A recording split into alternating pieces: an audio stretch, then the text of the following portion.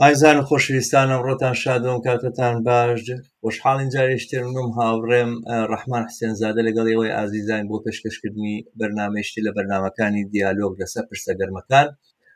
ئەم بەرنامەیە بەرنامەی 26هەمینە ئەمڕۆ ڕۆژی هەفتەی حوتی 2025 پێشکەش بە ئێوەی ئازیزەکرێ. بە ئومێدەی کە بتوانن لەگەڵمان بن بە کۆمنت و بە سەرنجەکانتان بەشداری بکەن و تا ئیمکانیشێ بە بۆتان نەکرێ لینکی ئەم بەرنامەیە لە ڕێگەی سۆشیال میدیای خۆتانەوە بڵاو بکەنەوە. بۆ ئێمە زۆر باشە کە لەسەر یوتیوب متابعی بەرنامەکان بکەن. ئەگەر بشکرێ و نەتان کردووە تا ئێستا کەناڵی هیوا لەسەر یوتیوب سەبسکرایب بکەن، کۆمەکێکی باشە بێ بۆ ئێمە. کاتت باش ڕەحمان، مێدەوارم باش بی.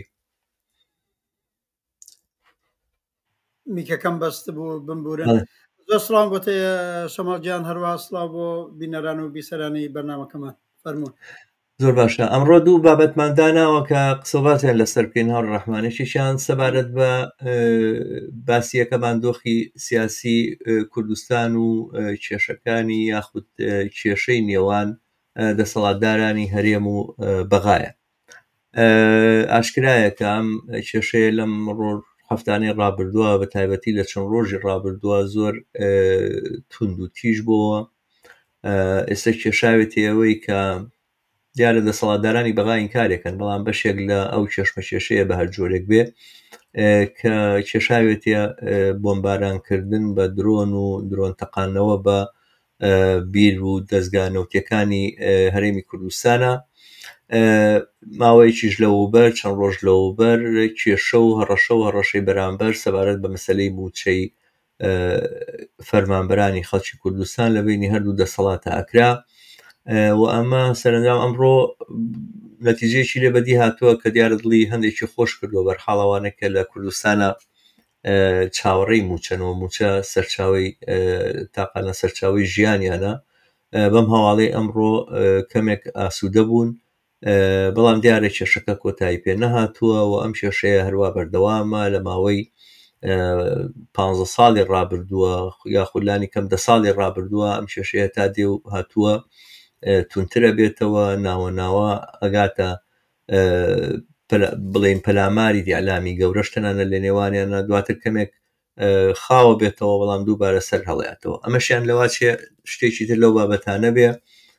و هەر ئێستا و شەرت و شروتەی کە دانراوە بە تەحویلکردنی ئەو بڕە نەوتە لەلایەن هەرێمی کوردستانە و مچینە ڕوبڕووی کێشە ببێتەوە. ئەوە جگەلەوەی کە ئەمە حکوومەتی عێراقی یەکەم جاری نییە کە پاشگەز بێتەوە لە بەڵێنەکانی خۆی و بەڵێنانی کە یاننا جێبەجیان نەکە. بە هەر حاڵ دۆخێکی نالەباری وا دروست بووە کە خەڵکی کوردستان کەوتونەتە نێوان دوو بەرداشی گەورەوە و خەریکە ژیانیان بەم ململانێ و کێشە و بێنەوبەرەی ئەهاڕێ. لە هەردوو لاش دیارە دەسەڵاتداران ئەوانەی کە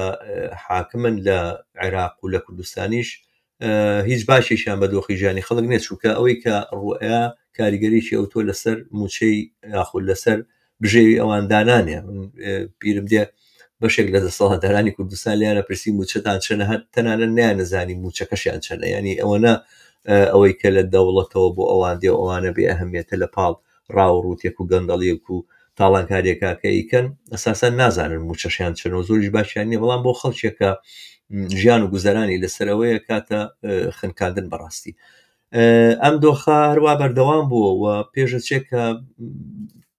سەیریەکەی لە چوارچێوەی ئەو میکانیزمانەی کە دانراوە بۆ کێشە چارەسەرکردن یاخود تەنانە لە چوارچێوەی ئەو میکانیزمانەی کە هێزە شۆڕژێڕەکانیش لە لای خۆیان لەبەریان کردووە یاخود وەکو ئەزمونێک وەریان گرتووە لە ئەزمونەکانی ترەوە، لەواتچی ئەو ڕێگا چارانە کافی نەبێ بۆ کوردستان و عێراق، کارساز نەبێ. ئەساسەن من بەرلامەکەش بە لەگەڵ تۆ باسێکم کرد وتم کە وەختێک بەراوردی ئێران و عێراقەکەین بەرحاڵ هەسەکەی عێراق یاخود تورکیا یاخود ئەو وڵاتانی ترکە وەکو ئوردن بۆ نمونە کەمێک ئینسان شانسی هەیە، بەختی هەیە کە هاوڵاتی وڵاتە نەبێت. لانی کەم ئەگەر دەوڵەتێکی سەرکوتگەری لەسەر حکومە شانسی ئەوەت هەیە کە بڵێ بەرامبەر بم دەوڵەتە جەنگم وی ڕوخێن و دەوڵەتێکی تر لە جێگەی دانێم. ئەوەی لە عێراق و لە کوردستانە هەیە جێژاوێکە بە جۆرێک دۆخێکی زۆر ناوازە و نالەبارە کە تەنانە دە و دروشمانی ڕوخانی دەسەڵات و هەڵپێچانی دەسەڵات و شۆڕشی جەماوەری بۆ ئاڵ و گۆڕی دەسەڵات و ئەمانەش ڕەنگە زۆرجار بەکار نەیە خۆ کارساز نەبێت. بەرحاڵەما وەکو دەواازەیەک بۆ کردنەوەی باسەکە و مەسائلانێک کەمانە قسەی لەسەر بکەین. مایک بۆ توێفەن بە زۆر بابەتی هەم گرنگ و جۆراوجۆر ئیشارەت کرد. جارێ لە پێشە ئەوەیە کە هیوادارین هەر دەرەجە لە کەمکردنەوەی برسێتی ئازار ڕانج کە لەسەر کۆمەڵانی خەڵکەیە بە تایبەت خەڵکی بێ ئیمکان لە شارەکانی کوردستان و حتا لە سەراسەری عێراقیشە شاید من و تۆ زیاتر ئاگاداری هەرومەرجی ژیانی کۆمەڵانی خەڵک لە کوردستانی عێراق بوو بێتین، بەڵام ئەوەی ئەبینرێ ئەوەی ئەبیسرێ لە ئاستی سەراسەریشدا ئەو برسێتی و بێ ئیمکاناتی بە تۆری واقعی هەیە. بەڵام بەڕاستی ئەم موچەبڕینەی کە بۆتە باو لە بینی دەوڵەتی مرکزی عێراق و دەوڵەتی کوردستان و هەرکامیان ئەویکەیان خەتابارەکە بەو دەلیلەکەی لە هەر کوێ بوو سیاسەتێکی زۆر دژی ئینسانیە کە من بەش بە حاڵی خۆم لە ماوەی ئەم 1-2 ساڵەیە هەر کات کە گوێم لە بەرنامە تەلەڤیزیۆنەکانەکرێ و بە تایبەت ئەوانەی کوردستان وەکو ڕوودا و غەیرە ئەبینی عاقبەت قسەی ئەوەڵ لەسەر موچەیە ئینسان ئەو پەڕی ناڕەحەتی و تووڕەی خۆی بۆی بەوجود دێ بەرابەر بەوەی کە چکردەوەیەکی قەیزەون برسیکردنی کۆمەڵانی خەڵک ئەویش لەسەر کێشەی دەسەڵاتێک کە ئەم دوو دەوڵەتە لەگەڵ یەکەیانە، دەوڵەتی مرکزی عێراق و دەوڵەتی ئیقلیمی کوردستان. زۆر ڕۆشنە کێشەی بینی ئەم دوو دەسەڵاتە بە تەواوەتی شکاوەتەوە بەسەر کۆمەڵانی خەڵک لە کوردستانە بە بێموچەکردن و بە چەند مانگ بە دواخستنیوانە. ئێستا هەر ئەمڕۆ هەر وەک تۆژی شارەت پێکرد 2 ڕۆژە باسی ئەوە دەکەن کە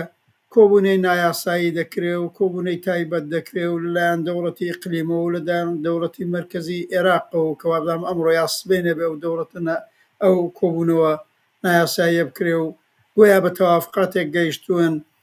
ئەو تاهوداتی دەوڵەتی ئیقلیم هەیەتی چ بۆ ناردنی نەوت یا بەشێک لە دەرامەتە غیرە نەوتیەکان هەر چێکەیە لە کێشەی بینی ئەمانە. من هیوادارم واقعان ئێش و ئازار و برسیەتی و بێموچەکردنێکە لەسەر خەڵکەیە کەم بێتەوە. ئەوە ئەوەڵین شتێکە کە ئینسان داوایەکە. بەڵام لە هەمان کاتدا من پێم وابێ ئەمە شتێکی زۆر لەرزۆکە ئەمەی باسەکەن کە خەریکەن بە تەوافقاتێگەن ئەویش معلوم نییە لەژێر کام فشارە نەام کام زەختی دەرەچیە هەردوو لایەن هاتوونەتە پای ئەوەی بە تەوافقە بگەن بە احتمالی خەوی ئەمریکا و ئەوانە کە دەسەڵاتیان بەسەریانە هەیە بۆی ئەو زعکە لەوە زیاتر لە کۆنتترۆل دەرنەچێ بەحاڵ ئەو زەختیان هێنابێ. بەڵام هەر ئێستا پێدەچێ ئەمە زۆر گرێبەستێکی پایدار نەبێ. ئەوەی تۆ ئیشارەت پێکرد ئەو درۆنانەی کە بەڕێیە کرێ بۆ سەر بە قەولی خودی مێدیای کوردستان عێراق بۆ سەر کێڵگە نەوتیەکان یا هەر بۆیە ئەم پرۆژانە کارشکەنی بکرێ لەلایەکەوە خودی دەوڵەتی مرکزی و نخست وەزیر شیع سوودانیە هەر کەسێکە محکوومێکە، بەڵام هەموو کەس ژەڵە ناقبەدەمە کاری هەشتی شعبی و هێزە میلیشیایی و چەکدارەکانی ئەوێنێ ئەو کارە بکەن. لەلایەکەوە خودی ئەوانیش هێزی میلیشیای دەوڵەتی ئیقلیمی کوردستان خەتابارەکەن بۆ یاڵەن خۆیان ئەیکەن بۆ ئەوەی متاهد نەبن بۆ قەول و قەرارانەی بەسێنی لە کۆمەڵگایەکە کە ئەساسەن میلیشیا حتا نە میلیشیای دەوڵەتی مرکزی ئەو گۆشەیەکێتی میلیشیای جۆرا و جۆر دەسەڵاتیان بەدەستەوەیە هیچ بەرپرسیەک بەرابەر بە ڕوتی عادی ژیان لەوێنە وجودی نییە و ئاسەوارەکەیەتی. مەزورمەیە بە احتمالی قەوی ئەمە زۆر سەر نەگرێ ئەم ڕێککەوتنش و ئەو ناڕەحەتیانە بێ. ئەمە ئەگەڕێتەوە بۆچی تۆش باسی زۆر نمونەیەت کرد تێکراری ناکەمەوە ئەویش ئەوەیە ئەلان لە دوای 2023ەوە کە ڕژیمێکی فاشیستی وەک بەعز هەرچێ بێت دەوڵەت بوو، دەوڵەتێکی فاشیست بوو، سەرکوتگەر بوو، یەکپارچە بوو. بەرحاڵ بە قەولی تۆ ئەکرا لە دژی خەبات بکەیت، لە دژی مبارزە بکەیت، کەویە زیندانەکەی یا لێت ئیعدامکە یا لێت شکنجە بکە یا تۆش ئەترازی پێ بکەیت ئەوە. بەڵام ئێستا لە دوای 2000 دقیقەن نسخەیەک وەختی ئەڵێن دەخاڵەتی نظامی هێزە ئەمپریالیستەکان و لە ڕێز سەرویانە ئەمریکا شیرازەی کۆمەلگا تێکەدەن، مەدەنیەتی کۆمەلگا تێکەدەن. عێراق وای لێ هاتووە هەروەی تۆ باسەکە و مشاهدێ منی زۆر لەگەڵی موافقم، تۆ لەگەڵ دەوڵەتێکی یەکپارچە لە مەرکەز کە خەباتی لە دژ بکەی، مەسئولی بکەی، پابەندی بکەی، حتا بەیەکسری خاستوویست ئەلان ڕوبەڕوونیت. سودانی ئەتوانێت قەولێک بدا حەشتی شعبیە توانێت هەڵی وەشێنێتەوە، حەشتی شعبیە توانێت قەولێک بدا میلیشای سەر بە سونەکان هەڵی بوەشێنێتەوە. لە کوردستانی خودی عێراقا یەکێتوە توانێت قەولێک بدا پارتی بە قسەی نەکا، پارتیە توانێت قەولێک بدا یەکێتی بە قسەی نەکا، زۆنی سەوز و زەورد بۆ خۆی بۆتە مەئەساتێک بۆ خەڵکی کوردستان. ئەمە ئاسەواری ئەو دەخاڵەتە نظامیەیە کە لە دوای 91 و دواتر بە بەڕوخانی ڕژیمی بەعز لە 2003 لە نەتیجەی نەقشەی ئەمریکا و بریتانیا و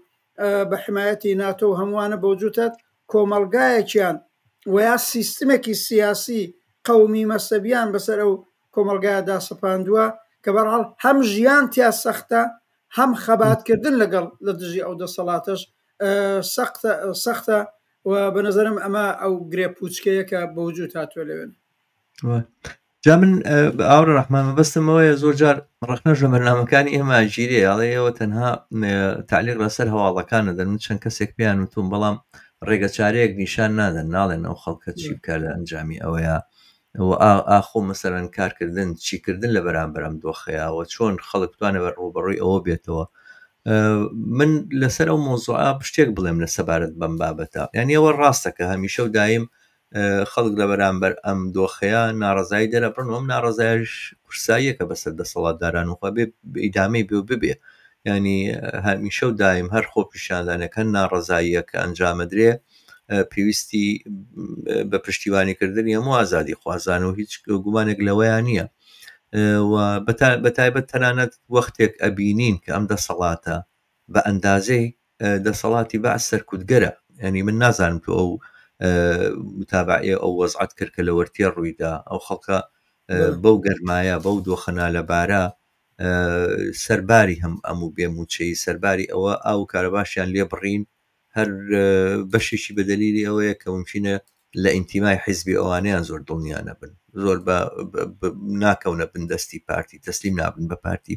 دۆخێکی ئاوایان بەسەراها سەرنجامی ئەوە خەڵک داوای ئاو کارەبایە کرد لە سەرجادا بە شێوەیەکی زۆر دڕندانە سەرکوتیان کردن. ینی ئەو دیمەنانەی کە تەقە لە خەڵکەکەن و بەدەستی ئەنقەس منوان بینی کە فلیمێک نیشاندرا بۆ چەند جارێک لەسەر تقریبا هەموو سۆشیال میدیای پڕ کرد. منیش بینیم ئەنی باشکرایی بینیم کەسێک کام کاراکاتەوەوانە هەستەکەی نەخشەی داناوە ئەوەی کە تیرۆرکراوە تیرۆری بکە، مەسەلاوە نییە کە لە دەستی دەرچوە ئەوانە. ینی دیمەنێک بوو لە کەسێکی سەربازی ناوەشێتەوە. عادەتەن خەڵکی سەرباز کە بیوە چەک وەکو کتێک بەکاربێنێ خۆلوولەکەی بە خەڵکە ناژێشێ، قۆناغەکەی بە خەڵکاشێشێ. ئەم بەلوولای ویست خەڵک ڕەشە بکە کە بە جۆرێک لەواچ و کوشتنێکی دەستیان قەستی ئەو هەڵسوڕاوە بێ کە دیارە ناسراویش بوو پێشتریش لە چەند دەستگای میدیایی ئەوانە ناڕزایی بەرامبەر بەو دۆخە دەربڕی بوو. بەستمەوەیە لە بەرامبەر ئەم ناڕزاییانەیە هەمیشە و دایم لەگەڵ ئەم ناڕزایانە ئەمە پشتیوانیەکەینەوە تا ئەندازەی کە پێشمان بکرێ بڵین لەو جێگایەوە کە بۆمان ئیمکانە بێ لێرە بێ لە ناوەوە بێ سۆشیالیستەکان و کۆمونیستەکان لە ڕیزیم خۆپیشاندانە هەمیشە بوون و هەبوون، بەڵام هەستەکەی ئەمانەی تر کافی نییە. ینی خۆپیشاندان جارێک دوان سیان ینی بوو بە حکایەتێک کە خەڵک لی بێزارە بێ هەمیشە و دایم ئەبێ تۆ بۆ سادەترین مافی خۆت کە من کارم کردووە ماوەی مانگێک من ڕەنجم داوە ڕۆیشتم لە خەستەخانە کارم کردووە لە دەوایرەکانی حکوومەت کارم کردووە کاری جۆر بە جۆرم بۆ خزمەتی ئەم کۆمەلگایە کردووە بەڵام بۆ وەرگرتنی موچە سادەکەت کە سادەترین مافی خۆتەوەوانە بێ بڕووی بڕژێتی سەر جادو و تەحملی ئیهانە و تەحملی تەنانەت بەو جۆرە زەبر و زەنگە و تەنانەت کوشت و بڕیش بکەیتەوە یان ئێمە دۆخێکە هەستەکەی کە کافی نییە وەڵام دەرەوە نییە بەم دۆخەنارەبارە کە ئەگەر بیری لێ بکەینەوە ئەم دەسەڵاتانە سەرنجام ڕاماڵینیان شەرت و مەرجی ئەساسی هەر چاکسازیەکە لە عێراق و کوردستانە من ئەمە کە ئێڵێم لە ڕووی بڵێم عاتیفە و سۆز و ئەوانەوە نایڵێم مەسەلەم تووڕێی نییە باسەکەم لەسەرەوە نییە کە خۆم بە نەیاری ئەم دەسەڵاتە ئازارم کە من دواتر حتمما لە بەرنمەیەکی ترە لە دوایان بەرنمەیە باسەکەم کە چۆن کۆمیستەکان هەر لە بیدایەتیانەوە ناری دەسەڵاتی کوردایەتی بوون لە کوردستانە بەڵام باسەکە لەسەرەوەیە کە ئەمە واقعیەتە ینی هەدام دەسەڵاتە بمێنێتەوە ئێستا بە جۆرێکی لێ هاتووە لە کوردستانی شەو لە عێراقا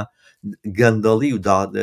تاڵانکاری ئەمانە بووە بە شێوازێک لە ژیان شێوازێک لە ممارەسەکردنی دەسەڵات ینی بەشێک ئەوەی کە تۆ چۆنێتوانم دەسەڵاتە پارێزی دووبارە بەرهەمێتی بێنیتەوە بۆی کەوا تاڵانی سەروەت و سامانی کوردستان بکەی ئەمەی کە لێرە ڕۆیە هەماشتیش لە عێراق ڕۆیە ینی لە عێراقا ئێستا بۆ نمونە لە بەسرەخۆ وانە بڵێ شیعە سوودانی کۆنتترۆلی نۆتی بەسڕی کردو ئەوەی کە ئەیڵێن کە ئەوەنە بەرمی لە فرۆشین و ئەوانە لە دوورە لە واقعێتەوە بە هیچ جۆرێک وانە بەشێکی زۆری ئەو نەوتێک کە ئەفرۆشرێوانە سەن ناچێتە ناو خەزانی دەوڵەتەوە ئەو میلیشیانە بۆ خوانی فرۆشت و خوانی پێ دەوڵەمەنەکەنەوە دواتر کە سەروەت و سامانەکە دێ بە جۆرێک لە جۆرەکان لەوێشا لە ڕێگەی گەندەڵی و لە ڕێگەی تاڵانکاری ئەوانەوە تەقسیم و تەوزیع ئەکرێت لە بینی بەش و باڵەکانی دەسەڵاتە تا ئەم دەسەڵاتە بەم شێوازە وجودی ببینێ لە کوردستان و عێراقا بە بڕای من ڕێگە چارەیەک بۆ ڕێگە چارەی ڕیشەیی بۆ ئەم دۆخی کە لە هەرێما ڕووەدایە خود لە عێراقیشا بە جۆرێکشی تر و بە شێوازێکی تر دیارە ئیدامەی هەیە بۆی کە خزمەت گوزاری نییە بۆی کە بێکاری هەیە بۆی کەوا خەڵک مەجبورە بێ چەک بۆ حەجری شعبی بۆ میلیشاکانی دەسەڵات هەڵگرێ بۆی کەوا بتوانێت بە زیندوو بمێنێتەوە بژی ئەمە ئیتر بە بڕای من کۆتایی هاتنی بەس بەندە بە کۆتایی هاتن و ڕاماڵینی ئەم دەسەڵاتەوە کە پێویستە فکر لەوە بکرێتەوە لەو بابەتەشەوە من هەستەکەم کە نەخشەیەک و استراتیجێکی ڕۆشن و ئەوانە لایەن هێزە شۆڕژێڕەکانەوە دیار نییە ببوورە پێم وایە بێ وەختێکی زۆرترم کرد لەوەی کەوا پێویست بوو فەرموو بەرحەڵ من ئەوە زۆر ڕۆشنە بنظرم چ لە ئاستی سەراسەری عێراقا چ لە کوردستانیشە ئەڵانەم دوو دەوڵەتە هەن خۆ دەوڵەتێکی زۆر سەر و خەڵکی و تا بڵێ گەنداڵ فاسد چوزانم دژی ژیانی ڕۆژمەڕەی کۆمەڵانی خەڵکە معلومە قسەی کۆتایی هەر ئینسانێکی ئازادی خواز بەرابەری خواز وەکو منوتۆ یا هەر کەسێکی دیکەس کە جوهی لەو بەرنامە بە ئەوژەوەیە ئەوە ڕۆشنە حقەتەکەوێ بە هەر دەرەجە ئیسلاحاتیش بە وجود بێ مثلا هەر ئەمڕۆ کە تەوافقە کراوە بینی دەوڵەتی ئیقلیمی کوردستان و دەوڵەتی مەرکەز بەغدا و گویا قەرارە موچەی مەسەن مانگی 5 و 6 کوردستان بێ و هیوادارم هیمانگەکانی دیکۆش بێ خۆب ئەوە من تۆش پێشوازی لەکەین وەڵێن باش ژیانی ئەو خەڵکە باشتر بێ بەڵام مەڕەگە چارە نییە بە تۆری واقعی حتاگە مشکلی موچە بۆ 1 ساڵی داهاتوش بۆ 2 ساڵی داهاتوش بنە بڕ بکرێ بەڵام ئەونا زەخت و فشار و مەحرومیەت و مشکلاتی دیکە بەسەر کۆمەڵانی خەڵک ئەینەن لەلایەن ئەم دەوڵەتانە و نەکەرم دەوڵەتانە ئەو ملیشیانەی کە لە ژێرباری چ دەوڵەتی مرکزی عێراقا چ دەوڵەتی ئیقلیمی کوردستانە حیاتیان هەیە ژیانەکەن و بە تەوری لۆکاڵی بۆ خۆیان ئەمر و نەهیەکەن بە کۆمەڵانی خەڵک ژیانێکی بەختەوەر هەر وجودی نابێ دەی ڕێگاکەی هەر معلومە هەرە و دۆری تۆتە هەڵپێچانی ئەمانایە دی هەڵپێچیانی وانە چۆنەکەی خۆیمە لە ئاسمان قسە ناکەین بە ئیرادەی خودی کۆمەڵانی خەڵکە کرێ کۆمەڵانی خەڵکە کە ڕێکخراو بن سازماندراو بن و تەبعاً ڕێکخراو بوون و سازماندراون هێزی پێشڕەوێ ئێمەی کۆمۆنیستەکانیوێ لە پێشەوە بین بەحاڵ پەرچەمدار بین من اتفاقاً مشکلەکە لەوە نابینم بەڕاستی پلتفۆرم نەبووە، ئستراتێژی نەنووسراوە. من و تۆ هەردووکمان لە تەجروبەی کۆمۆنیستەکانی کاریگەری کوردستانی عێراق و ئێران و ئەو منتەقەیە لە ساڵی 92ەوە بە یەکەوە ئاشنا بووین. بە هەر لە مناسباتە بڵێم وەختێ مارسی 91 ڕوویدا بە هەر دەلیلێ شارەکە هەولێر و سلەیمانی و ڕانیە و هەموو جەیەک بەعزی لێوە دەنرا ئەوڕێن کارێک ئێوەی چەپ و کۆمۆنیستکردان بنەزانم کارێکی زۆر دروستان کرد، شوڕەکانتان دروست کرد، مەگەر من و تۆ لە مارسی 91 ئەوەردات چاومان لە چۆ بە یەکتر کەوت عەقبە لە شاری هەولێر و وەختە ئێمە عەوداڵی ئەوە بووین وەکو ئەو وەختەی هێزی کۆمەڵە و چەپکە لەو منتەقە بووین بزانین لە کوێ شۆڕا بە وجود هاتووە با پەیوەندیەکمان بێ. وەختێ ڕوون کردوێتە شاری هەولێر عاقبەت لە پێش هەمویانەوە تۆیەک و مزەفەر عەبدوڵڵا و دۆستانێکی دیکەی کە هەڵسوڕاوی شوڕای جەماوەری ئەو شارە بوون. چیتانەوە دەرە وەختە مەگەر هەر وەختە ئێوە واقعان بەش بە حاڵی خۆتان لەو ماوەکەمەدا نەتانەوت با بە جەماوەر خۆمانە بێ ئیرادە بکەین، خۆمانە بێ دەسەڵاتی خۆمان بدەن، نابێ بیدێنێ دەستیەکێتی و پارتی. بەڵام ئەمە بەشێکە ئێمە هێشتا ئەو دەنگە، ئەو دەنگی چەپە، ئەو دەنگی شوڕاییە، ئەو دەنگی ئازادخوازانە ئەو نە بەهێز نەبوو، ئەو نە بە قووەت نەبوو کە سەرنجێک کولی کۆمەلگا ڕاکێشێ. لەلایەکی دیکەشەوە من ناڵم وەکو گلەی بەشێکی زۆری ئەو کۆمەڵانی خەڵکە ئەماندی لەژێر وەهمی کوردایەتی و ناسیۆنالیزمدا ئەوڕیان زیاتر لە یەکێتی و پارتی داوە ئەوە عاقبەتەکەیەتی. تابعاً لەم بابەتەوە هەم ئێمە وەکو هێزی پێشڕەوە و کۆمۆنیست ناتەواوی و کەم و کوڕی خۆمان لە دانانی ئستراتێژی و بەرنامە و ئەقداماتا بووە، هەم لە عینە حاڵە ئەو ناوشیاریە یا وشیاری پێچەوانە ئاوا بڵم وشیاری کوردایەتی و ناسیۆنالیستی وەها بەرچاوی بەشێکی زۆر لە کۆمەڵانی خەڵکی گرت متەوەجێ ئەوە نەبوون کە ئەمە عاقبەتیان نەبێت. دەی ئەلئان بەداخەوە بە نەتیجەی ڕۆژەڕەشێکی زۆر زیاتر لە 30 ساڵ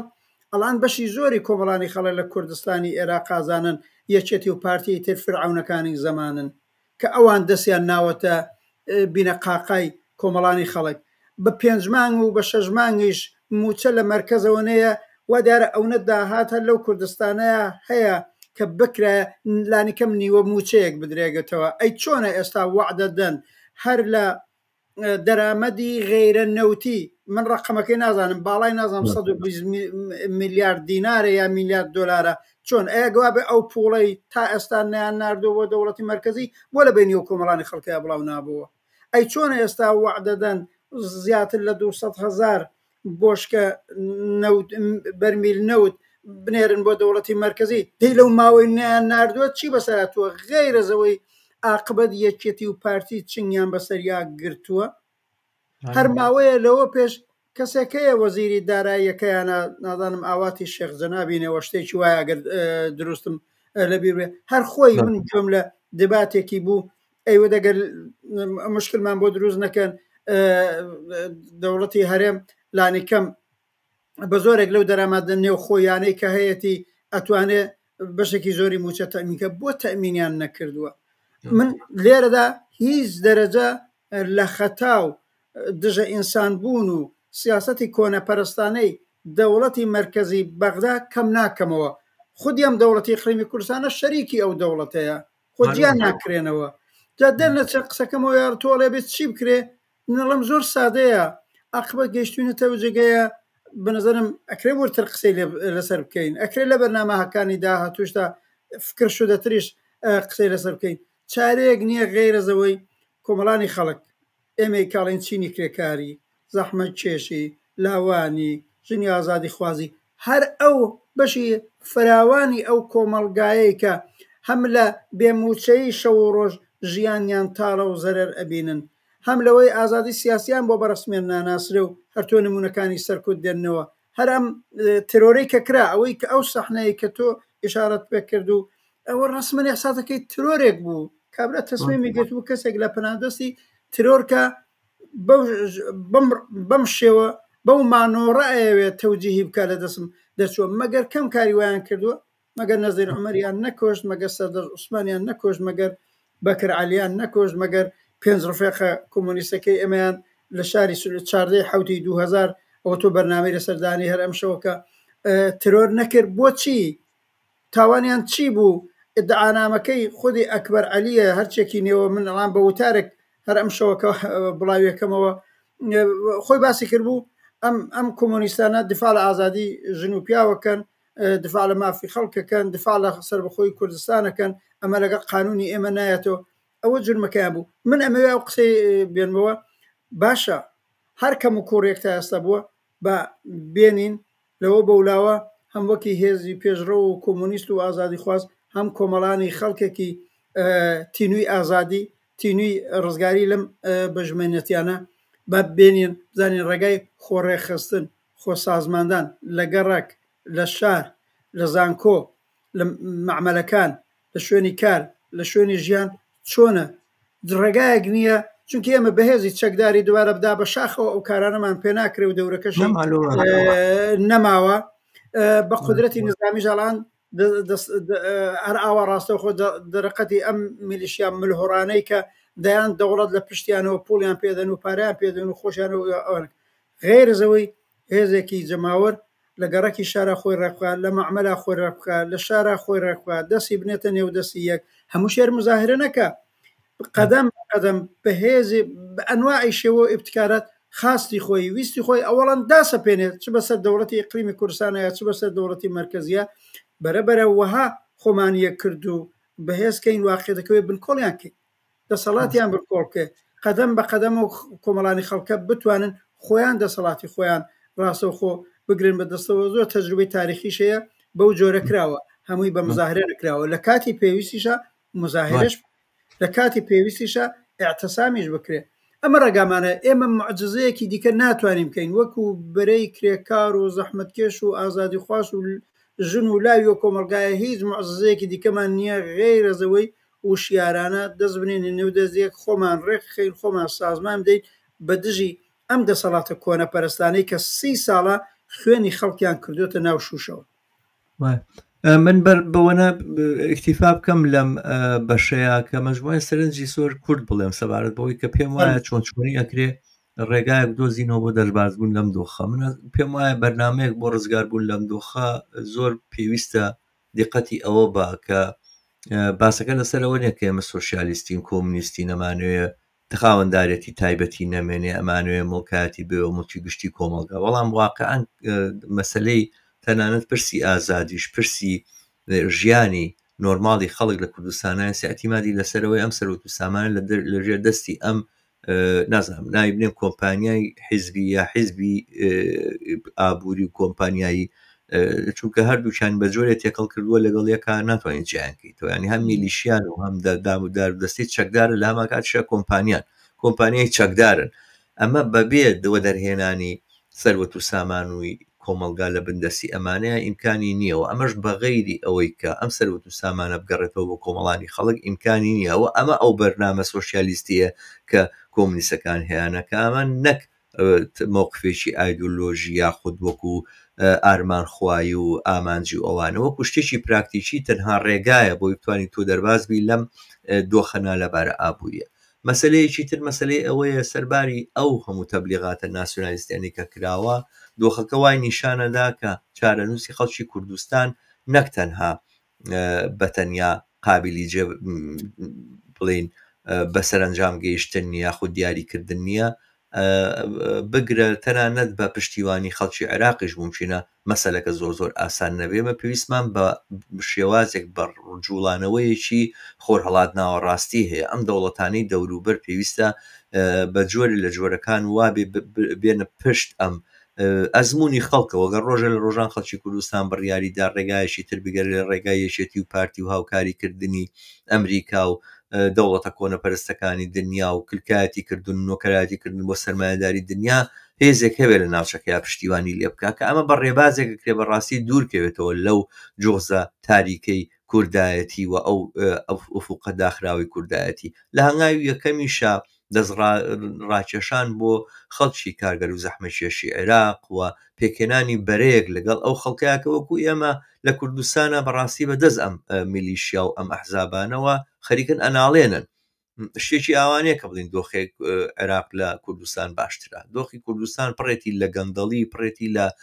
ئەوانە بەڵام لەو لاشۆچی لە بەسرە سەیرەکەی هەتا ئێستا پردێکی معقولی تیا نییە، نەخەستەخانە و نەمەکتەب و نە هیچ خزمەتگوزاریەکی بڵێن پێویست و سەرەتایی ئەوانە لە جنوبە زۆر بە ئاسانی پێیان نابێ. وڵاتانە و شارانەیان نەبینی هێشتاڵی شاری دوای شەڕن، ئەوە 20 ساڵەیە شەڕ کۆتایی هاتووە گوایەوە بەحساب عێراق پرۆسێکی تری دەست پێ کردووە، تریلیۆنێک و شتێک دۆلار نەوتی فرۆشتووە، بەڵام هەموو ئەم پارەیە بووە بە سەروەت و سامان و کەوتوتە چنگی ئەوانەوە. بەڕاستی دەستڕاکێشان بۆ ئەو خەڵکە کە هاوچارەنووسی خەڵکی کوردستانن، خەڵکە کارگەر و زەحمەکێشەکەی مەبەستە، خەڵکە هەژارەکەی مەبەستە، دەرباسکردنیان لەژێر تەبلیغات و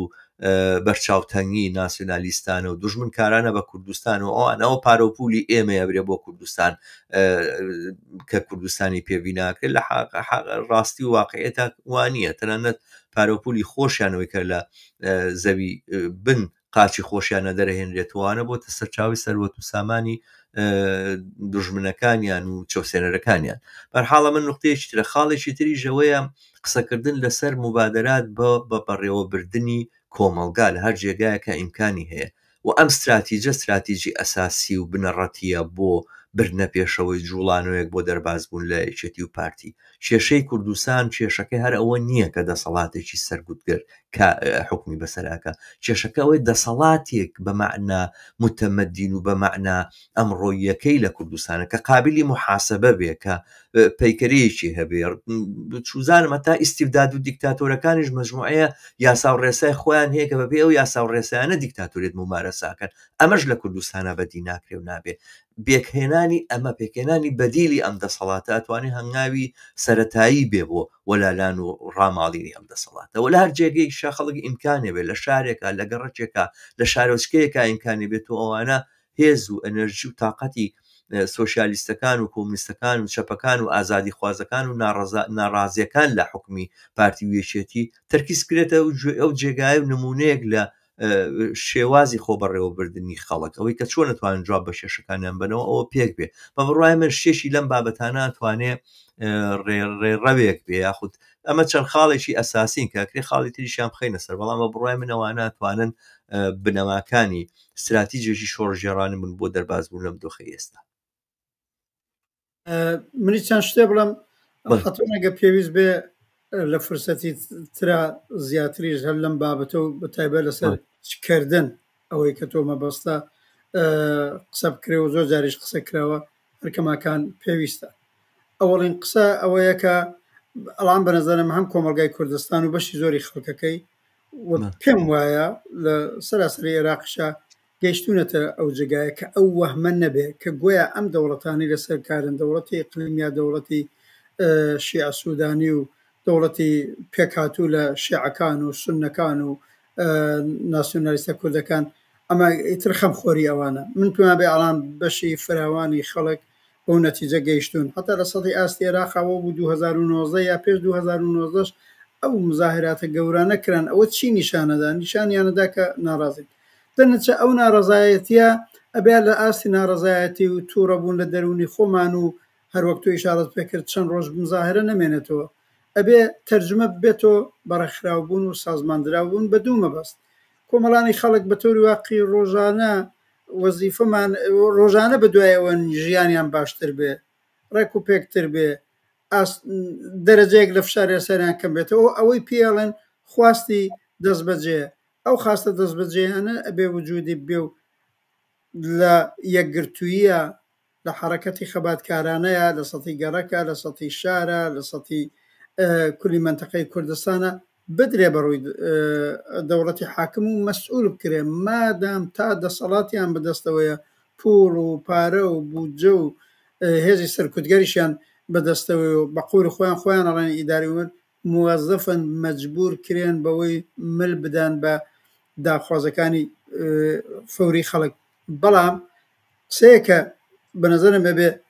بۆی تێبکۆشین و کۆمەڵانی خەڵک خۆیان بیکەن بە وەعی بەڕۆشنی بەوەی بم داخوازە فەوریانە و هەر ئێستا بۆ ساڵێکی دیکەش موچە باشتر بێ ڕزگاری بەدەست نایە. دەی بۆ ئەوە ئەبێ خۆڕێخستنێکی زۆر ئەوەی تۆ پایی تر بنەڕەتی تر بەوجود بێ. چۆن بەوجود بێ؟ من پێم وابێ ئەلان مەسەلەن من ئەگەر هەلومەرجەکەی کوردستانی عێراق بە نەزەری ئەعتبار وەربگرم من پێیان بێ گەڕەکی شارەکان ئەو جێگایە کە کۆمەڵانی خەڵک هەموو دەرد و مشکلاتی مشتەرەکیان زۆرە دەست لە ناو دەستێک خۆیان ڕێخە خۆیان سازمان بدەن بە کۆبوونەوەی گشتی و نازانم هەر بەو تەجروبەی کە شوڕاکان وەختی خۆیان بوویانە خۆ سازمان بدەن ئەگەر ئێستاش فەورەن ئیدارەی گەڕەکەکەی خۆیان جارێ ناتوان بکەن بازارە پەرە بگرێ بازارە بە قوت بێ دەنگیان بکەن بە دەنگی یەک با دەستیان بخەنە نێو دەستی یەک با فعلەن لەسەر ئەو خاصە دەست بەجێیانیان داخوازە دەست بەجێیانیان یەک بگرن و لە چوار داخوازێنێ دوانی داسەپێنن بەسەر دەوڵەتە مەرکەزیە و دڵخۆشیێک لەو بابەتەوە بەجێ بێنن قەدەم بە قەدەم گەڕەکان لەگەڵ یەکتری شارەکان لە ئێرتبار لەگەڵێک ئەم خۆڕێخستانە ئەبێ بە وجود بێ لە خوارەوەی کۆمەلگا جا ئەوەختە ببێ بە بۆرکانێک بەڕووی هەرە و دەسەڵاتەیە ئەبێ کارێ بکەی ئەو دەسەڵاتە ڕۆژە لە ڕۆژان بزانێ لە بەرابەر جەماوەرێکی زۆر وەسیعە قەراری گرتووە ئیتر حکمی پێ ناکرێ ئیتر ئیداری پێ نادرێ مەسەلەن با من نمونونەکەی لە بەهاری عەرەبی بێنینەوە من 19 ڕۆژەکەی مەیدان التەحریری مەیدانی ئازادیەکەی قاهرەم لە بیردێ عاقبەت ئەو دەسەڵاتە سەر کوردگەڕەی حوسنی مبارەکم لە منە پرسی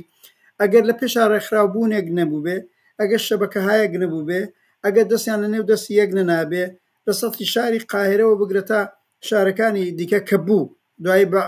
معلوم بوو ئەو لاوانی شازەی ئاوریل ئێتە من نازانم ئەو شازەی ئاوریلە لە چۆ داکەوت و کامێ لە ساڵە پێشترۆ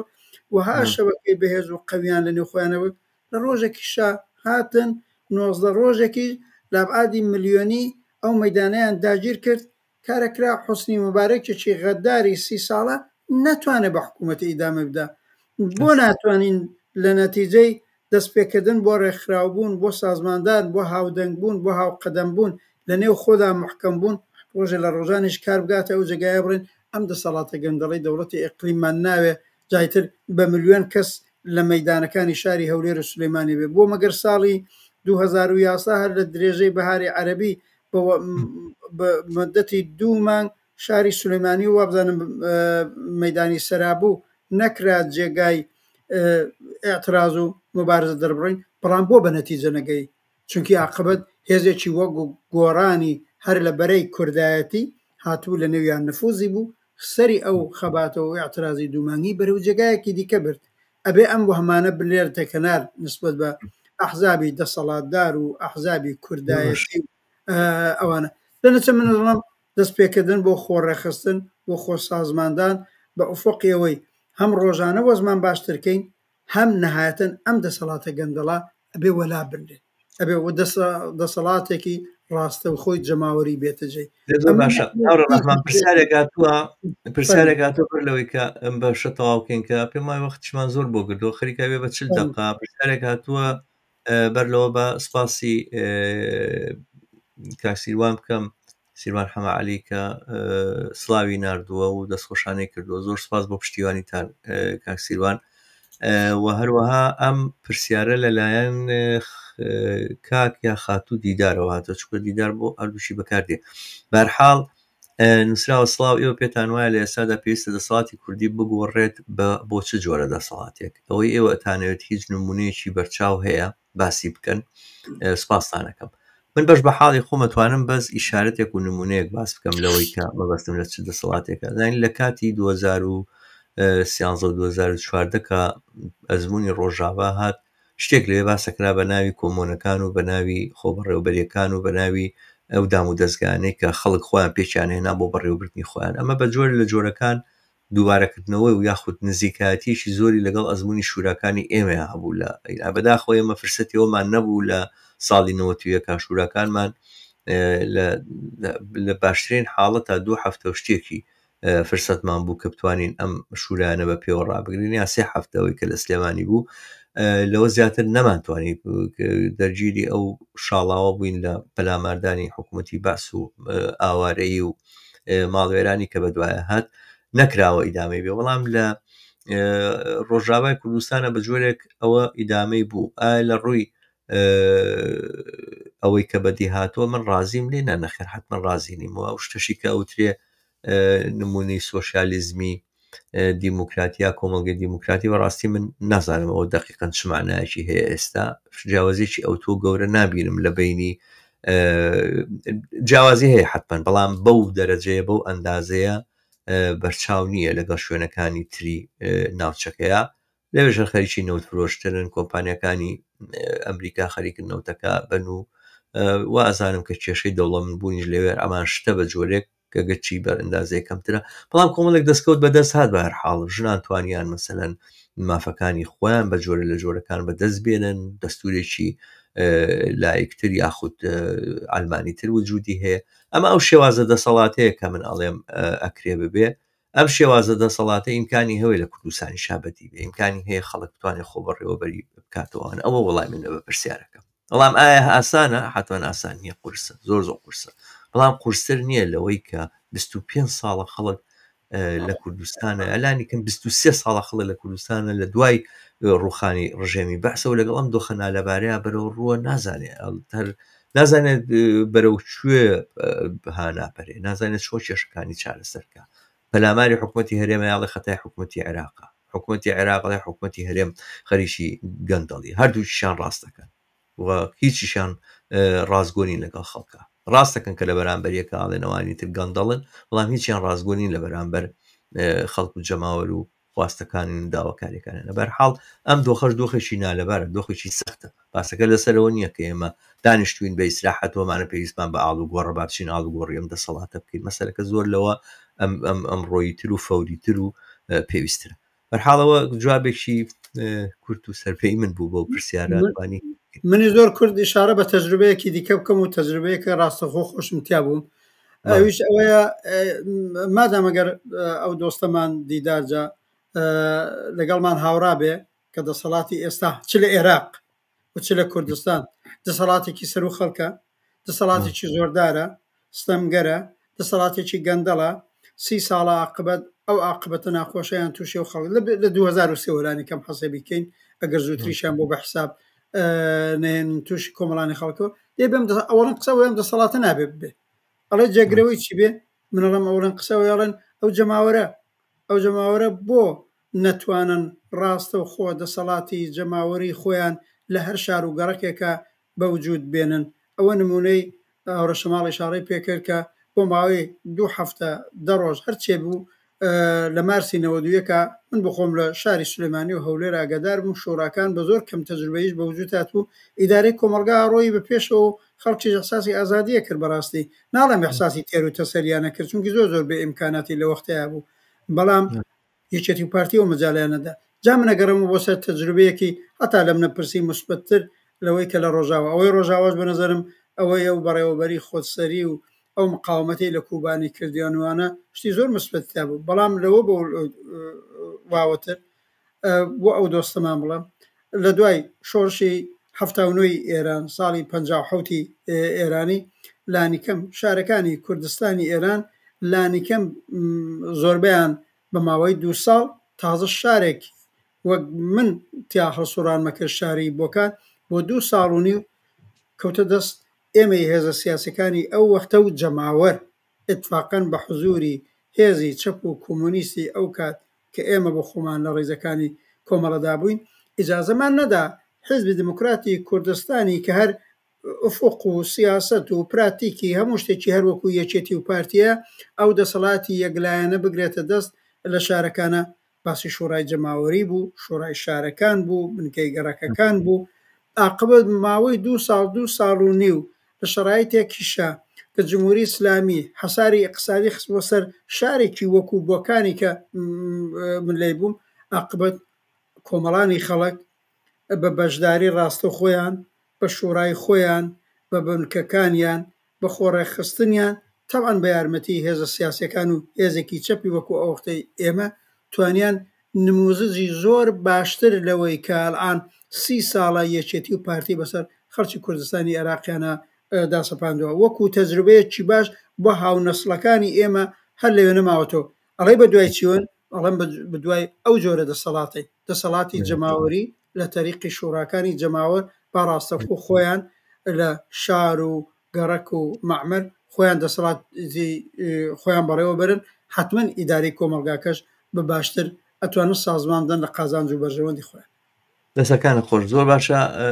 هاون ڕەفانجان ئەوە بچینە سەر بابەتێکی تر کە دامان نابقستی لەسەر بکەین ئەویش بابەتی ئەو دۆخە نالەبارەیە خودە و تراجیدیا ڕاستەقینەیە تراجیدیای وە دەرنانی ئەفغانستانیەکان لە ئێران کە هەفتەی ڕابردووش کەمێک ئاماژەمان پێداوەڵام وا دیارە ئەم تراجیدیایە هەروە لە بەردەوامە و هەروە کۆچپێکردنی خەڵک دەرکردنی کەسانێکە ممکنە باوکیشان لەوێ لەدایک بۆ لە ئێرانە لە ماوەی 45 ساڵی ڕابردووە هاتون بۆ ئێران و لێوی جرساونەتەوە خەریکی کارکردن و ئەوانن خێزانەکانیان خۆیان دەرکردنیان بۆ ئەو دیوی سنوورەکان بۆ ئەفغانستان وەرە هەمان کاتە ئەو نالەبارە ئەو دۆخە نالەبارەی کە دەرگیرێ بن وەختێکەشنەوە بۆ ئەفغانستان بەدەستی تاالبانەوە ڕاستی تراجیدایەکە من لە زۆر میدیاکانی دنیای بینیم خەریکە ڕنگدانەوە پیاکە دەنگدانەوە پیاکە و ئەزانم بەشێکی شکەمپین لە دەرەوەی وڵات و لە ناوەی ئێرانی شابەڕێکخراوە ئەمە دۆخێکی تایبەتی هێناوەتەکایەوە هەستەکەی جمهوری ئیسلامی ئێرانیش خەریکە سیمایەکی میلیانە و ناسیۆنالیستانە بەخۆیە بەخشێ بەشێ خەریکە جێگەی ئەو فاشیزما کاتەوە کە لە ناو ئێرانە خەریکە لە برەوەیەکە بە بڕای من ئەمە مەخاتر و خەتەراتی بۆ دای ئایندەی ئێرانیش کەم نییە خەڵکی کوردستانی ئێرانیش کە هەمیشە و دایم بەشێکی ژێرستەم و ژێرچەپۆکەی ستەمی میلی بوون لە ئێرانە ممکنە لە پەرەگرتنی فاشیزمێکی لەم بابەتە و ئەوی تر دوژمنی کە خەریکە پەراگرێ لە ناو ئێرانە ممکنە پڕشی ئەم ئاگریان لە داهاتوە بەربکەوێ. قسەکە زۆر ڕاستە هەروەک تۆ لە عنوانی بەرنامەکە داناوتە بەڕاستی تراژدیایکی گەورە هەرستا بەڕێوەیە ئامارەکان ئەوەمان پێڵەن هەر لە ماوەی ئەم دوو هەفتەیە ئەڵعان نزیکی 1 ملیۆن ئینسان شارۆمەندی ئەفغانستانی کە هەروەک تۆ ئیشارەت پێکرد بەشێکی زۆریان بۆ 30 ساڵ و 40 ساڵە وەکو بنەماڵە لەوێ ژیاون ئەسەن مناڵیان کەسیان جوانەکانیان کە ئەوانەی وا تا عمریان بۆ بە 30 ساڵ بەشێکیان لەوێ لە دایک بوون کاریان کردو ژیانیان خۆ دەستیان خوێندووە حتا من دوێنێ بۆ خۆم بە خەبەر گوێم لێ بوو بەعزێکیان لەلایەن خودی هەرم ڕژیمە کۆنەپەرستەوە هۆڤیەی ئێرانیان بۆ دەرچووە مەسەلەن ئەوەی لە ئێران پێڵن سجیل کارتی ملی هەرچیەکە ئەمانیان بۆ دەرچووە بەڵام ئەلعان لەپڕ ئەڵەن نایترەوانەی ئەتباری نەماوە خۆیان ئەڵەن ئەتباری نەماوە ئێوە ئەفغانستانی و چونکی مەسەلەن تەرەف باوکی باپیرەی ئەفغانستانی بووە کەسێکی 30 ساڵی کار ئێشتا کوونێ خاچی ئەفغانستانی شینەوە دەریانەنێن لە یەک ڕۆژە ژیانیان بۆمانە قەڵبەکەنەوە ئەمە تراژدیایکی گەورەیە زۆر کارەساتی لەکەوتوێتەوە بەڵێ حساسیت زۆرە لە نێو خودی ئێرانە ئەلعانەڵێم بۆ جمهوری ئیسلامی لە وەختەیە دەستی بردوو بەکارە ئاستی ئاعترازێک کە لە نێو خودی شارەکانی ئێران ئەڵعان کرێ کەمە بۆ چونکی ئاسەواری قورسی ئەم شۆڕە کۆنەپەرستانە ئەسڵن مەودای ئەترازی بەرەو دواوە بردووە ئێمە پێش ئەم شەڕە ڕۆژ نەبوو لە شارەکانی ئێرانە شاهدی ئەترازاتی خانەنشینان نێرسەکان مامۆستایان و معلمان لە ئێران پیان ئەڵێن سوزانم ڕانندگانی کامیۆن و کامیۆن داران بەتایبەت ئاعتساباتی کارگەری نەبین واقعاً مثلا لە 10 ساڵی پێشوە من و تۆ هاوڕەشەماڵ تاقیبمان کردووە هیچ هەفتەیەک و حتا توانم ئیدعا بکەم هیچ ڕۆژێک شارەکانی ئێران لە دوای دەیمانگی 96ەوە بێ ئەتراز نەبوون ئەو سەرکوتگەریەی کە مەسەلەن لە ئاخێزی دەیمانگی 96 کردیان لە ئابانی 98 تا 1500 ئینسانیان بە ئاماری خۆیان تازە ئاماری ترە لە 3-4 کەس کوشت بەڵام خەڵک نەچوونە دواوە بەڵام ئەو 12 ڕۆژ شەڕە کارەساتێکی وای دروست کردووە ئەلعان بۆ ماوەی ئەم مدەتە خەبەرێک لەوەی ئەترازە پان و بەرینانە نیە لە 2-3 ڕۆژی ڕابردووە بەخۆشیەوە مەواردێک نمونەهایەک لە ئەتراز سەر هەڵەداتەوە دروست جمهوری ئیسلامی زمانێ زانیویە بە زەبری ئەو شەڕە کۆنەپەرستانە خەباتی جەماوەری و ئەترازی پاشەکشەی پێدراوە و خراوەتە دواوە و من نازانم بعضی هێزی سیاسی بەنێوی ئۆپۆزیسیۆن بە تایبەت ئەوانەی نێویان چەپیش بوو ئەیانوت لێگەڕێ زەربەی نظامی ئیسرائیل و ئەمریکا کۆمەکەکە بۆ ئەوەی کە خەباتی ئەترازی بەرابەر بە جمهوری ئیسلامی زاد ئەمڕۆ نەدەم چۆن سەری خۆیان بەرزەکەنەوە هەرە وەختێمە هاوارمان کرد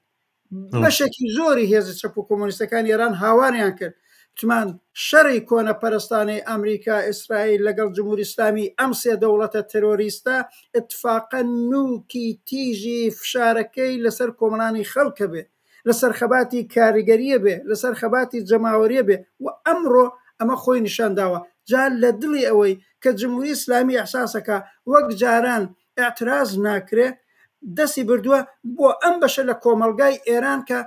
قەدیم ئەفغانستانیەکانن ناکرێت ئەمڕۆ بۆیان بڵێ شارۆمەندی ئەو کۆمەلگایان وەکو خاڵی لاواز تەمەشای کردوون و توێتی وەکو خەڵکی بێدفاع تەمەشای کردوون ئێستا ئاوا بەلێشاو لە ئابعادی ملیۆنی وە قساوەیە تا 4 ملیۆن تا 3 ملیۆن و 4 ملیۆن ئەبێ گویا بڕێکرێنەوە بۆ ڕاستە من لە این بینیم لە گاردیان ئەمڕۆ خەبەرەکەین بینی بڵێن حملەکە گەیشتۆتەوەی کە 4 ملیۆن خەڵک ئەبێ لەم مودەتە زەمانیە کەدانراوە دیپۆرت بکرێنەوە و دەستیان پێ کردەوە تۆش باسەکە پێما بەلانی کەم ملیۆنێک تا ئێستا دیپۆرت کراوەتەوە زەمن قسەکەمەوەیە حساسیت زۆرە لە ئاستی نێونەتەوەی و جیهانیش هەم لە ئەفکاری عمومیە هەم لە ساتی هێزی متارەقی و پێشڕەوەداوە تۆ بۆ خۆت نمونەیەک شاهدی ئەتوانی باسی بکە و هێزە چەپانەی کە ماوەیەرەوە پێش لە کۆنفرە پێی حساسن حتا ئەڵان غیرەز ڕاگەیاندن و ئیعلامیە خۆشبەختانە بەشی زۆری هێزی چەپ و ئازادی خواز و بەرابەری خواز و سۆسیالیستی کۆمەلگای ئێران و کۆمۆنیستەکان بەدژی ئەوەن لە قەدیمیشەوە بوون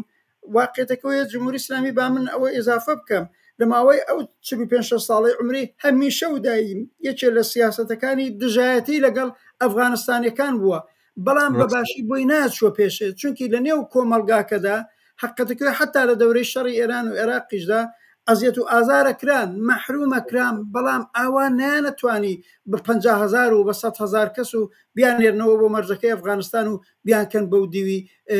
مەرزە چونکی لە نێو خودی کۆمەلگاکەدا ئەوە ئەحساسی هاوسەرنوشتی ئینسان دۆستی هاوبەستگی لەگەڵ خودی ئەفغانستانیەکان وجودی بوو فەزای کۆمەلگانەیە بەڵام ئێستا لە بەرهەمی ئەم شەڕە کۆنەپەرستانە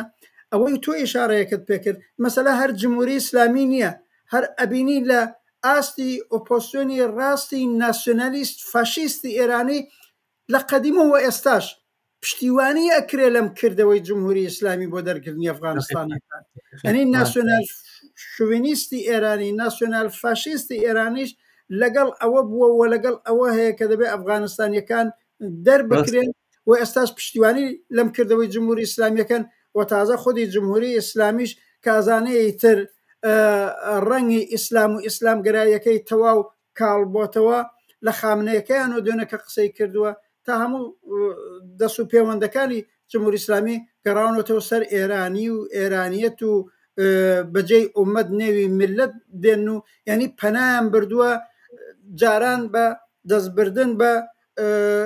کۆنەپەرستی ئیسلامی دژی ئەفغانی و کۆمەڵانی خەڵک ئەمڕۆ ئەوە بیننی تر خاصەتی کەم بۆ تۆ دەستیان بردووە بۆ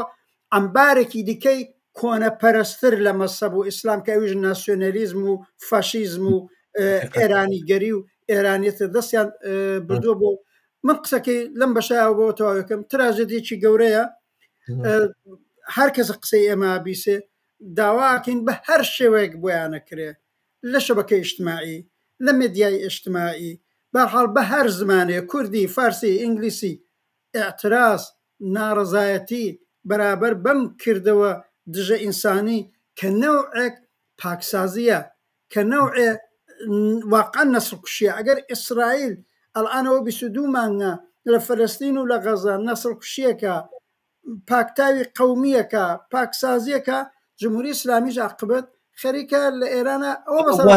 هەمی یەکینە یەک بابەتە بوو برە من قسەکەت پێ بڕم ڕەحمان مەجبورین تۆزێک ئینەکەین لەبەرەوەی وەختێکی نەمان نەماوە منیش بەرنامەیەکی تر هەیە خۆمی بۆ ئامادەکەم بیکەم بەرحامە قسەکەم ئەوەیە ئەوە نییە شتێک قسەیەکەی ئەڵێ مافەکانی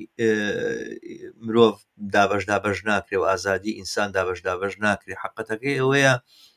ئەو سەرکت و قەمع و فاشیزمەشی کە ڕوبەڕووی گروپێکە بێتەوە ئەوانە دابەش ناکرێ یانیەوە نییە بڵێن بە تایبەتی لە دژی ئەفغانەکان و خەڵکی تری لێ سەلامەتە بن وەختێک فەرهەنگ و وەختێک بەهاکان وەختێک ئەرزشەکان لە کۆمەلگایەکە لە ناوچەیەشی دیاریکراوە بۆ ئەندازەیە کە ئیسرائیل لە غەزە هێناوێتی خوارەوە تا ئاستی ئەوەی کەوا دەیان هەزار مناڵ کوژێت لە بەرچاوی کامێرەکانی دنیاوە وەختێک جمهوری ئیسلامی ئێران ئاوا هەزاران سەدان هەزار کارگەر کە بەشداریان کردو لە بیناکردنی هەر شتێکە لە ئێرانە هەیە لە ماوەی 40 ساڵی ڕابردووە ئاوا زۆر بێ بەردەربەسانە بیان کاتە دەرەوە لە شوێگایکی ئاوایە ئەگەر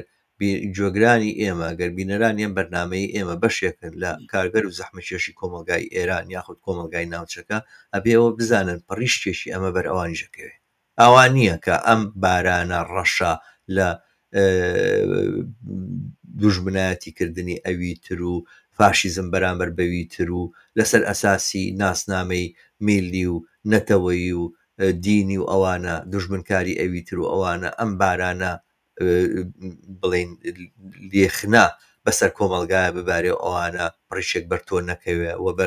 بەر ئەو خەڵکانە نەکەوێت کە بەشێکن لە بندەستەکانی کۆمەلگا بەرحاڵ من وازانم بە تایبەت ئەوانەیە کە لە کوردستانی ئێرانانە و خەڵکە کۆمونیست و چەپ و ئازادی خوازانی لە کوردستانی ئێرانان ئەگەر بە شعاری سەر دیوارەکانی ژەمکاریان کردووە بێ ناڕزایی خۆیان لە بەرامبەر ئەم حەملە وەحشیان و فاشیستانەیە لە دژی ئەوغانەکان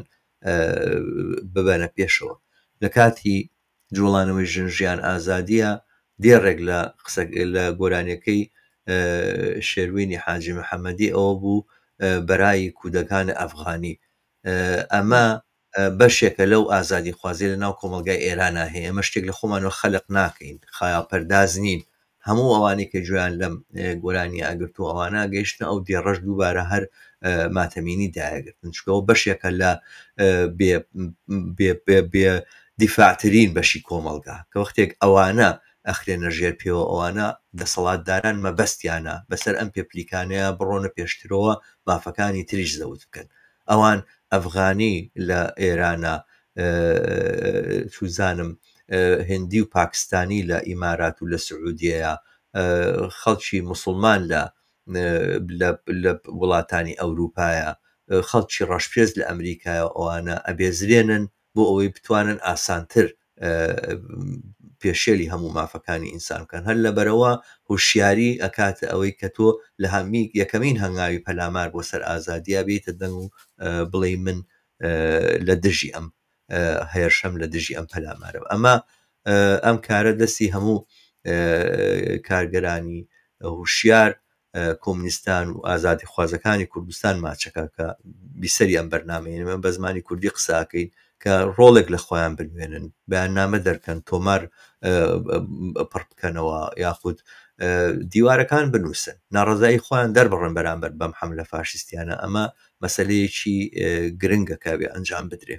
بەرحاڵ بەداخەو کە بەرنامەکان ناتوانین لێوە درێژ بکەینەوە هاوڕە ڕەحمان من بڵێ باش حتمما جێگە بەس گەمێکی تر بە بینەرانیشم ئاگادارکەمەوە کە دوای ئەم بەرنامەیە بە نیو سەعات بەرنامەیەکی تایبەت مەبێ لەسەر ڕوودا و یاخود کارەسات یاخود تاوانی چواردەی حوتی یەکێتی نیشتیمانی کوردستان بەرامبەر بە کۆمونیستەکان 25 ساڵی بەسەرا تێپەڕێ 25 ساڵ ڕقەمە مهمە چارەکە قڕنێکە چارەکە سەدەیەکە ئەم تاوانە ڕووی داوە و هەتا ئێستا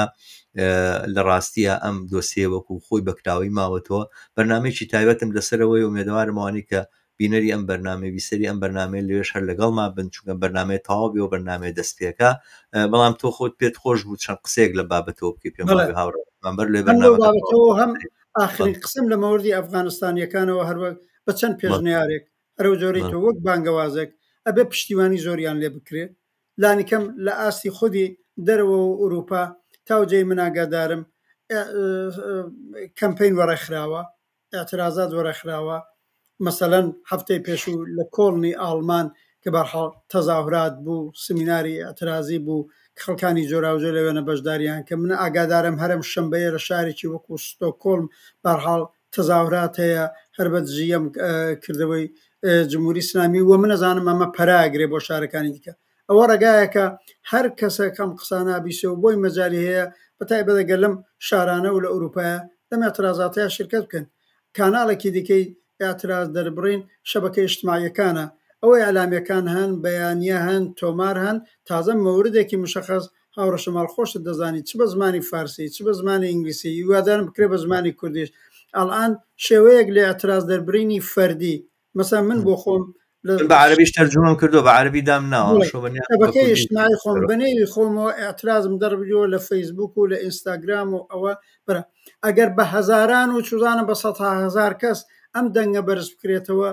مهمە لە نێو خۆی ئێرانیشا هیوادارم ئانەیتر فەزاکە بڕێک ئارامتر ئەبێتەوە عاقبەت حرەکەتی اعترازی و حرەکەتی جەماوەری وەڕەبکەوێ بە دژی ئەم کردەوە قیزەونەی جمهوری ئیسلامی دژی ئەفغانستانیەکان با بزانن پشتیوانی خەڵکی جەماوەری ئازادی خوازیان لە ئاستی ئێرانی بەبێ لە نزەرگرتنی هیچ جیاوازیەک لەگەڵە و ئاخرین قسە تۆچی بۆ بەرنامەی 25 ساڵەی یادکردنەوە لە هاوڕێیانی عەزیزمان 5 کۆمونیستی فداکار کە بەدەستی یەکێتی نیشتمانی کوردستان و بە دەستوری مستەقیمی نەوشیروان مستەفای جنایەتکار خۆی لە ژیانان نەماوە بەڵام بەڕاستی لەوەی کە ئینسانێکی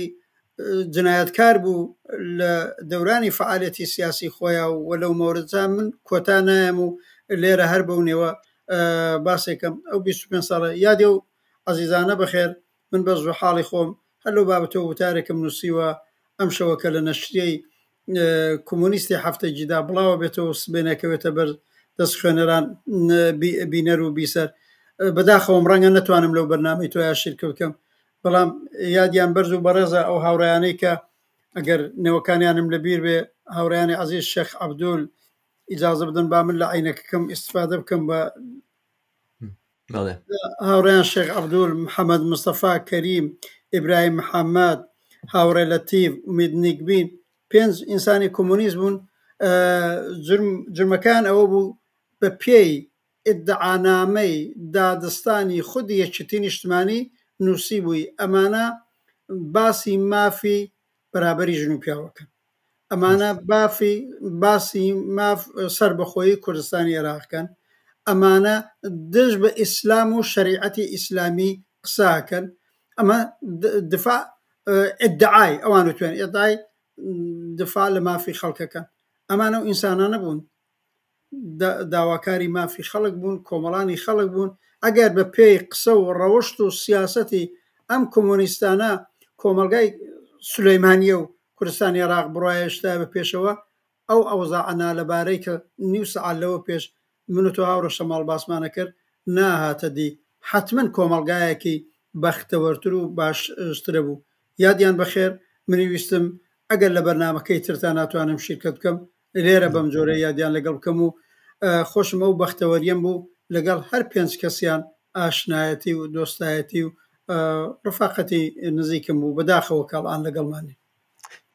زۆر باشە دەستەکان خۆش هاوڕێ ڕەحمان بەرحاڵ بەم جۆرە ئەبێ بینە کۆتایی بەرنمەکەی ئەم هەفتەیەشمان حتمما باس و بابەتی ترمانە بێ بۆ بەرنمەکانی تر بەشێک درێژەدانی ئەو دۆخی کە لەسەر کوردستان و عێراق باسمان کرد ئەنێک پرسیار و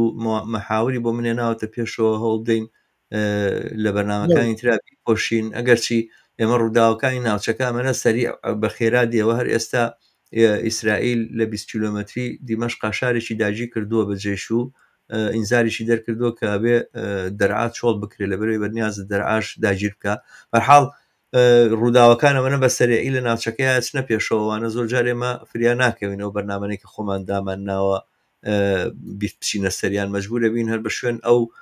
ڕووداوانەیە بڕێن بەرحاڵ ئومێدەوارم فرسەتمان ببێت لە بەرنامەکانی داهاتووە بارزی دڵی خۆمان و شتانی کە ئەمانەوێ قسەیان لەسەر بکەین قسەیان لەسەر بکەین هەر بژی دووبارە ئەوڕە ڕەحمان سوپاس بۆ ئەم هەفتەیەش ئێوەش ئازیزان بینەران تا هەفتەیەکی تر و بەرنامەیەکی تر هەموو ئێوەی ئازیز بە شادی و کامەرانی ئەسپێدین لە هەر شوێنەکەن ڕۆژتان یا شەوتان خۆش شەوتان